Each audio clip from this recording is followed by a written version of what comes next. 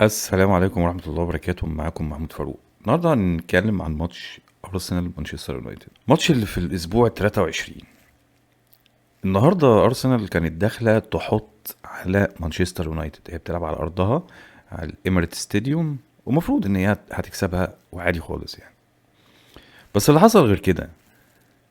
اللي حصل إن مانشستر دلوقتي غير مانشستر بتاعت أول السيزون وبتاعت السنة اللي فاتت. ايه اللي حصل يا جماعة؟ كاريك بيدرب مانشستر يونايتد. مين كاريك ده يا عم الحاج؟ ده كان لعيب زمان وبتاع. حد يعرف عنه حاجة في التدريب دلوقتي؟ لا، محدش يعرف. طب خلاص، يعني هو حاجة مؤقت، يعني هو مدرب مؤقت، وان شاء الله يروح لحاله زي اي حد هو خلاص عادي يعني. هو هنخش نكسب وهنبقى اول الدوري وفارقين 7 نقط زي ما احنا وتمام. يبتدي الماتش الاول، خلاص ارسنال ضغطة والدنيا تمام والدنيا حلوة. طب ده عادي يعني. تعالوا نشوف مثلا كده، دي كانت هجمة، كرة عرضية ترسل. وكانت هجمة أولانية اهي، ومش عارف حطها زوباميندي أظن، والحارس صدها. فضل الماتش كده لحد ما أرسنال بدأت إن هي تحط الجون الأول. الجون الأول ده جه ازاي؟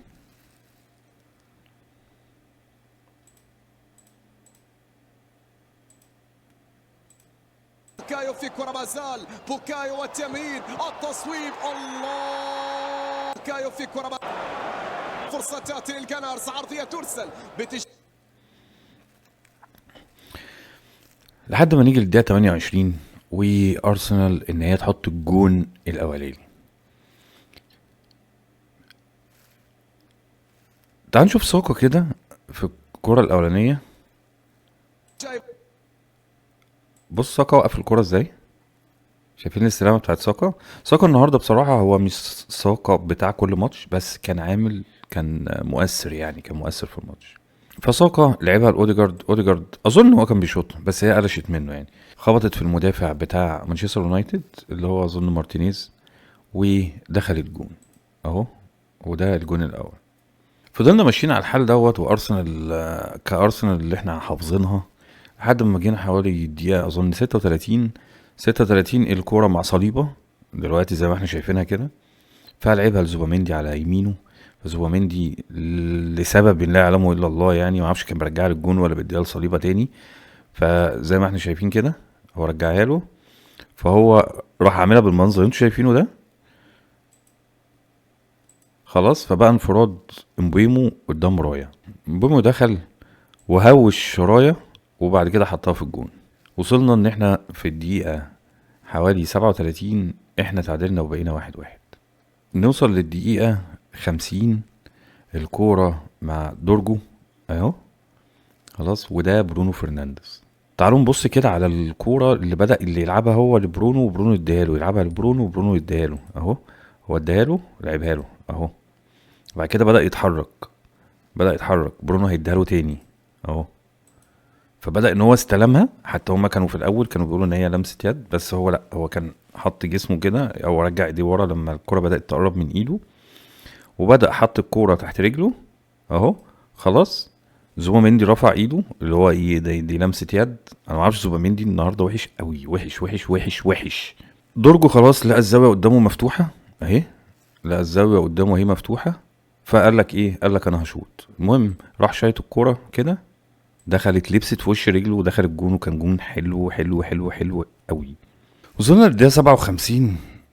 معلم ارتيتا صحي من النوم فجأة، قال لك انا هنزل 4 لعيبة، غير 4 لعيبة في الدقيقة 57.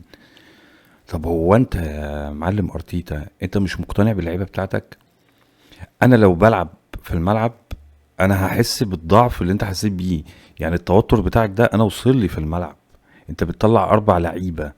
على فكرة الماتش ما كانش راح منك قوي يعني. انت كنت ممكن مثلا تنزل ميرينو انا شايف ان هو تمام. ميرينو حط جون، بس يعني احنا لو اتفرجنا على الجون ملوش اي عايزة. يعني جون بقى من الكورنرات الزبالة اللي بتلعبها ارسنال يا اخي. قرف، قرف والله العظيم. الكورنرات بتاعت ارسنال ده، دي تحس فيه زريبة. عارف انت لما وصل البهايم اللي في الزريبة، هو بتفتح لهم الباب فكلهم بيعملوا يعني. هما كده والله.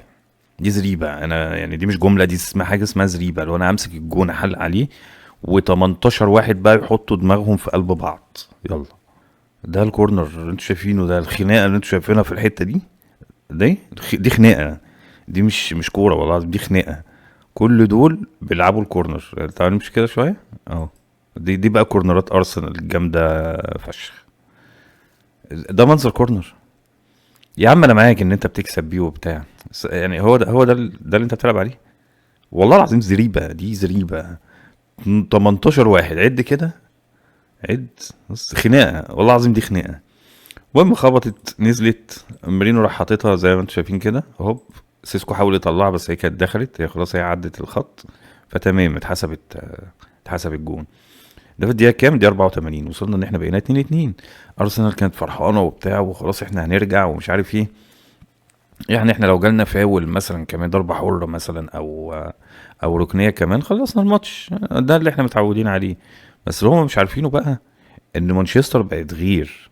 مانشستر يا جماعه بيلاقوا بعض حلو، بيتحركوا لبعض حلو قوي، على عكس العاده اللي احنا كنا بنتفرج عليها. انا قلتها لكم قبل كده، ارسنال مش هتاخد الدوري. ارسنال هي هتعرف تحافظ على المركز الاول لغايه اما هتسلمه لحد، بس هي مش فريق بطولات.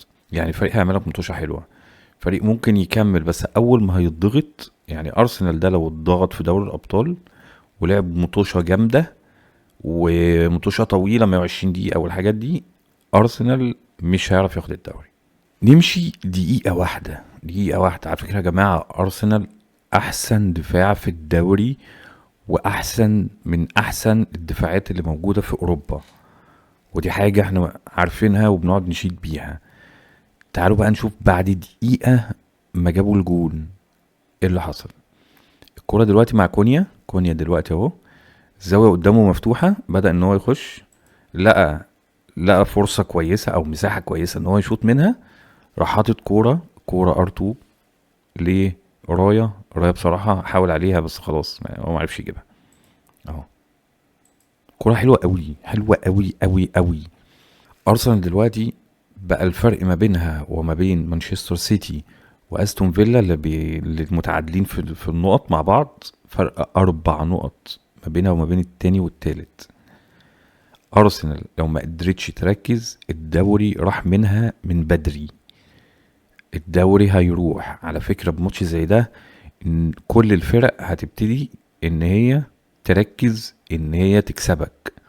لو ما قدرتش تتدارك الموضوع بدري وكسبت ماتش واتنين والثقة بدأت ترجع تاني للعيبة، اظن هتخسر الدوري بدري. انا نفسي بصراحة ما تخسروش دلوقتي، انا نفسي تخسروه في الاخر عشان يبقى في سسبنس كده والدنيا تبقى حلوة.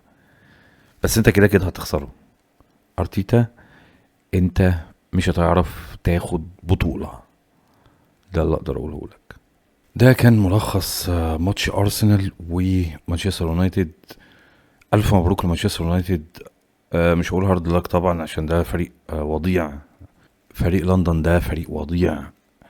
فالف مبروك لمانشستر يونايتد، وان شاء الله ارسنال تبقى رابع الدوري. اشوفكم ان شاء الله، افتكروا الكلام ده، اخر الدوري. اشوفكم في حلقة جديدة، والسلام عليكم ورحمة الله وبركاته. سلام.